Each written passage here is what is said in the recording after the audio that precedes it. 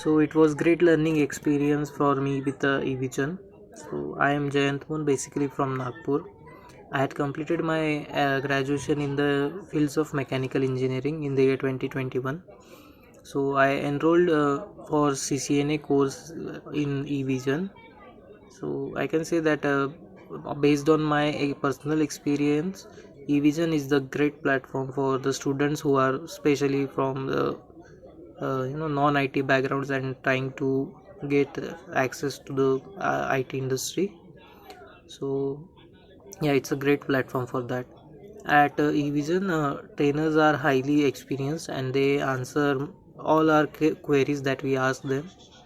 So, and we all know like trainers make our future bright and provide us more placements in MNCs.